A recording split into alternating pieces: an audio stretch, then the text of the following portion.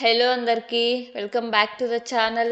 All time plastics limited గురించి discuss చేసుకుందాం. ఈ కంపెనీ 1971లో స్టార్ట్ చేశారు. వీళ్ళ హెడ్ క్వార్టర్స్ కూడా ఇండియాలోనే ఉంది. వీళ్ళేంటంటే ఈ హౌస్వేర్ ప్రోడక్ట్ లైక్ స్టోరేజ్ కంటైనర్స్ అవ్వచ్చు, లేదా కిచెన్ టూల్స్, క్లీనింగ్ ప్రోడక్ట్, ఇలా హౌస్వేర్ ప్లాస్టిక్ ప్రోడక్ట్ని వీళ్ళు మ్యానుఫ్యాక్చరింగ్ చేసి business to business and business to consumer ఈ టూ సెగ్మెంట్స్లో ఆపరేట్ చేస్తున్నారు.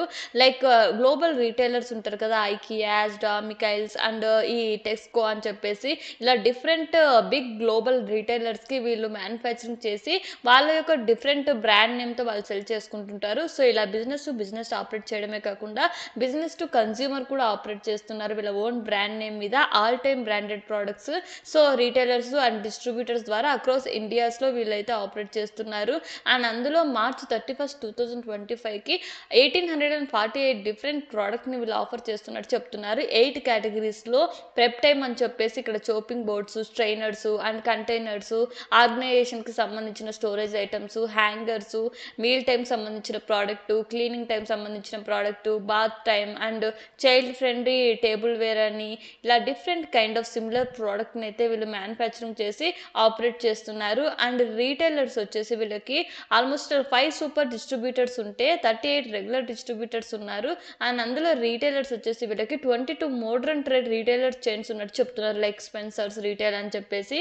సో వీళ్ళ ప్రోడక్ట్ని అయితే సెల్ చేస్తున్నారు. సో అక్రాస్ 23 స్టేట్స్లో 6 యూనియన్ టెరిటరీస్లో వీళ్ళు ఆపరేట్ చేస్తున్నట్టు చెప్తున్నారు అక్రాస్ ఇండియాలో.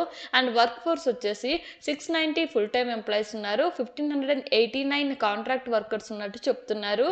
And coming to the financial data అండి, FY23లో వీళ్ళ ఇన్కమ్ చూసినట్లయితే మనం 443 క్రోర్స్ పైగా ఉంటే FY25కి 559 క్రోర్స్ పైగా అయితే ఇంక్రీజ్ అయింది. ఇక్కడ మీరు చూసుకున్నట్లయితే టోటల్ ఇన్కమ్లో కన్సిస్టెంట్ గ్రోత్ అయితే మనకు కనపడుతుంది పాస్ట్ 3 ఇయర్స్ నుంచి. అండ్ ప్రాఫిట్ ఆఫ్టర్ ట్యాక్స్ చూసుకున్నట్లయితే 28 క్రోర్స్ నుంచి 47 క్రోర్స్ పైగా. అండ్ ఈబిటా చూసుకున్నట్లయితే 73 నుంచి 101 క్రోర్స్ పైగా అయితే ఇంక్రీజ్ అయింది పాస్ట్ 3 ఇయర్స్లో. సో ఇక్కడ మార్జిన్స్ కానీ లేదా ఓవరాల్ టోటల్ అసెట్స్ కూడా మీరు చూసుకున్నట్లయితే 400 క్రోర్స్ నుంచి ఆల్మోస్ట్ 560 క్రోర్ పైగా ఇంక్రీజ్ అయింది FY25కి. ఇక్కడ మీరు చూసుకున్నట్లయితే ఇన్వెస్ట్మెంట్ అనేది ఎవ్రీ ఇయర్లో ఇంక్రీజ్ అయితే వచ్చింది. అండ్ మార్జిన్స్ కూడా ఎవ్రీ ఇయర్లో ఇంప్రూవ్ అయితే వచ్చాయండి. అండ్ కన్సిస్టెంట్గా వీరి రిజల్ట్స్ కానీ లేదా నెట్వర్త్ కానీ ఇంక్రీజ్ అయితే వచ్చాయి ర్యాపిడ్గా ఇయర్ ఆన్ ఇయర్లో. అండ్ దీంతో పాటు మీరు return on equity and return on capital పరంగా చూసుకున్నట్లయితే చాలా బెటర్గా పర్ఫామ్ చేస్తున్నారు వీళ్ళ మార్జిన్స్ కూడా. సో ఓవరాల్ రిటర్న్ రేషియోస్ కానీ లేదా క్యాపిటల్ని ఎఫిషియెంట్ వేలో యూజ్ చేసుకొని వీళ్ళ ఓవరాల్ మార్జిన్స్ కానీ రెవెన్యూలో కానీ కీప్ ఆన్ గ్రో అయితే వచ్చారు. అండ్ వీటితో పాటు ఇంకొక విషయం ఏంటంటే FY25లో వీళ్ళ బారోయింగ్స్ అనేటివి ఇంక్రీజ్ అయ్యాయి 218 క్రోర్స్ పైగా. దీనికి గల రీజన్స్ ఏంటంటే ఈ మణిక్పూర్ ప్లాంట్లో వీళ్ళు ఈ కెపాసిటీ ఎక్స్పాన్షన్ మీద ఎక్కువగా ఇన్వెస్ట్మెంట్ చేస్తున్నారు. సో దానివల్ల ప్రస్తుతానికి అయితే బారోయింగ్స్ ఎక్కువగా ఉన్నాయి. బట్ IPO ద్వారా వచ్చిన మనీ ద్వారా వీళ్ళు ఈ డెప్ట్ ఏదైతే ఉందో రీపేమెంట్ చేసి వాటికి కావాల్సిన మిషనరీ పర్చేస్మెంట్ చేసి బిజినెస్ ఎక్స్పాన్షన్ కోసం అయితే యూజ్ చేస్తున్నామని చెప్తున్నారు. సో ఓవరాల్గా అయితే వీళ్ళ సేల్స్లో కానీ ప్రాఫిట్స్ కానీ పాస్ట్ 3 ఇయర్స్ నుంచి చాలా గ్రో అయితే వచ్చాయి. అండ్ ప్రాఫిట్ మార్జిన్స్ పరంగా కానీ లేదా ఓవరాల్ నెట్వర్త్ రిజల్ట్స్ పరంగా కూడా స్ట్రాంగ్గా అండ్ స్టేబుల్గా గ్రో అయితే వచ్చారండి. అండ్ ఈ కంపెనీ మ్యానుఫ్యాక్చరింగ్ చేసే ప్రోడక్ట్ వైజ్ మనం రెవెన్యూ చూసినట్లయితే ఈ ప్రెప్ టైం నుంచి వీళ్ళకి ఆల్మోస్ట్ 38% రెవెన్యూ వస్తుంటే కంటైనర్స్ నుంచి వీళ్ళకు 32% రెవెన్యూ, ఆర్గనైజేషన్ ప్రోడక్ట్స్ నుంచి వీళ్ళకు 10% రెవెన్యూ వస్తుంటే హ్యాంగర్స్ నుంచి వీళ్ళకు 7% రెవెన్యూ, మీల్ టైం నుంచి 5% రెవెన్యూ వస్తున్నట్టు చెప్తున్నారు.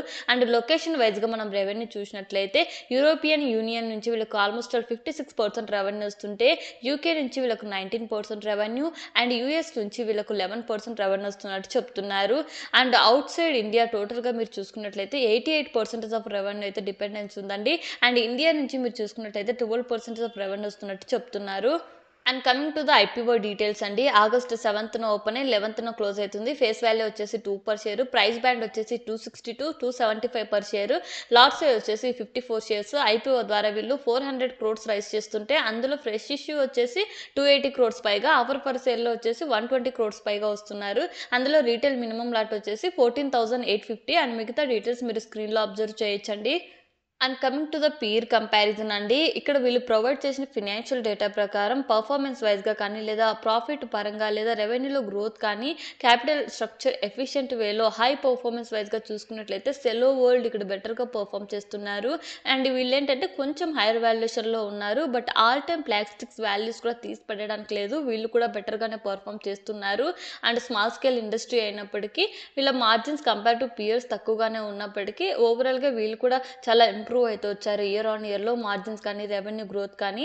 సో, బిజినెస్ వైస్‌గా కూడా వీళ్ళు కెపాసిటీని ఎక్స్‌పాండ్ చేయాలనుకుంటున్నారు కాబట్టి, రాబోయే ఫినాన్షియల్‌లో మనం గ్రోత్‌నైతే ఎక్స్‌పెక్ట్ చేయొచ్చని నా point of view. But keep on monitor చేస్తూ ఉండాలి. అండ్ ఆల్ టైమ్ ప్లాస్టిక్స్ ఏంటంటే రీజనబుల్ ప్రైస్‌లో రావడంతో పాటు వీళ్ళు కూడా అట్రాక్టివ్ వాల్యుయేషన్స్‌తోనే ఉన్నారు కాబట్టి, నేను మంచి డిమాండ్‌నైతే క్రియేట్ చేస్తుందని అనుకుంటున్నా ఐపీఓలో. And coming to the positive points అండి. రెవెన్యూ అండ్ వాల్యుయేషన్స్ పరంగా లేదా ఓవరాల్ బిజినెస్ ఎక్స్‌పాన్షన్‌లో కూడా వీళ్ళ వాల్యూస్ అట్రాక్టివ్‌గానే ఉన్నాయి. సో, ఓవరాల్‌గా మనం చూసుకున్నట్టయితే లీవరేజెస్ కూడా అంత ఎక్కువగా అయితే లేవండి. పర్టిక్యులర్‌గా FY25లో మాత్రమే కొంచెం ఎక్కువగా ఇంక్రీజ్ అయ్యాయి. బికాజ్ ఇన్వెస్ట్‌మెంట్ ఎక్కువగా జరుగుతుంది కాబట్టి అది కూడా బిజినెస్ ఎక్స్‌పాన్షనే కదా!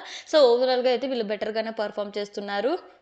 అండ్ రిస్క్ ఫ్యాక్టర్స్ విషయానికొస్తే వీళ్ళకి టాప్ 4 కస్టమర్స్ నుంచి 83% ఆఫ్ రెవెన్యూ డిపెండెన్సీ ఉందండి. పర్టిక్యులర్‌గా ఈ ఐకియా నుంచి ఆల్మోస్ట్ 60% రెవెన్యూ డిపెండెన్సీ ఉంది కాబట్టి, ఈ పర్టిక్యులర్ కస్టమర్స్ నుంచి ఏదైనా ఇంపాక్ట్ జరిగితే ఓవరాల్ బిజినెస్ మీద కూడా ఇంపాక్ట్ జరిగే అవకాశం ఉంటది. అండ్ రా మెటీరియల్ సప్లయర్స్ మీద కూడా వీళ్ళకి లాంగ్ టర్మ్ అగ్రీమెంట్స్ అయితే లేవు.